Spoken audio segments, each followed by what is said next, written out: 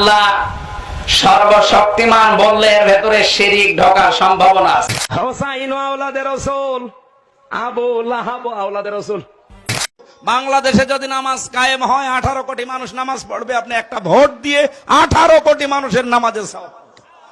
নবী মানের সংবাদ বাহক, সংবাদ যারা বহন করে তাদেরকে আমরা সাংবাদিক বলি। এই অর্থে নবীজি সাংবাদিক ছিলেন। আমার দাদা যে 21 বছর আওয়ামী লীগের চেয়ারম্যান, নিজে আওয়ামী লীগের চেয়ারম্যান, তাও 21 বছর। কোরআনে কারীম 1500 বছর আগে ফেসবুক, এই আয়াতটা কোরআনে আল্লাহ 1500 বছর আগে দিয়েছেন। এই যাদের লাগে লিখে নেব। ফেসবুকে লাইক দেওয়ার জায়গা পাও না, লাইক দেওয়ার জায়গা নেই তোমার। আল্লাহ লাইক দিয়েছে, ফেসবুক ব্যবহার করতে নিষেধ করছি না। ফাঁকা সাফ না মানে লাইক দেওয়া। সুবহানাল্লাহ বলা লাগবে। কোরআনে কারিমে আল্লাহ 1500 বছর আগে এরকম একটা আয়াত নাযিল করেছে যে বাংলাদেশ এরকম বড় দুই দল হবে, আওয়ামী লীগ বিএনপি। এখন যদি বলেন আওয়ামী লীগ বিএনপি কোরআনে কোন জায়গায় আছে দেখান।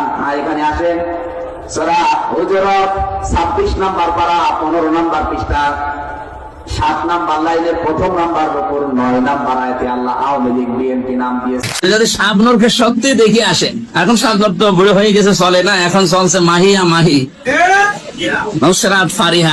না কি দেখবেন, কি আমার কি পরিমাণের মতো জিনিসপত্র আছে? ঐশ্বরিয়াকে দেখেছেন? কারা কারা দেখেছেন হাত তোলেন তো। রাশমিকা মান্দানা নাম শুনেছেন? চেয়ার আর কাটিং এ এখন পৃথিবীতে 1 নম্বরে আছে। নামাজ পড়লে আল্লাহ জান্নাতে দেবে এরকম একটা আয়াতও আমার চোখে ধরা পড়েনি।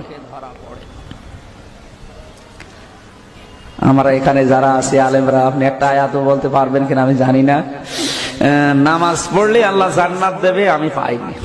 এমনকি নামাজ পড়লে জান্নাত পাওয়া যাবে 100 ভাগ, এটা হাদিসেও আছে। মিফতাহুল জান্নাতি সালাত, যেটা এই হাদিসের সনদ মতন আমি খুঁজে পাইনি, এই সনদ মতন ঠিক নেই। আসেন এদিকে আসেন, কানের নিচে এমন করে 2টা দেবো, আপনিও খুঁজে পাবেন। আমি জাহাঙ্গীরনগরে তো প্রথমে ছিলাম, চান্স পেয়েছিলাম প্রথমে ওখানে। আমি দেখেছি সকালবেলা কুলি করছে মদ দিয়ে।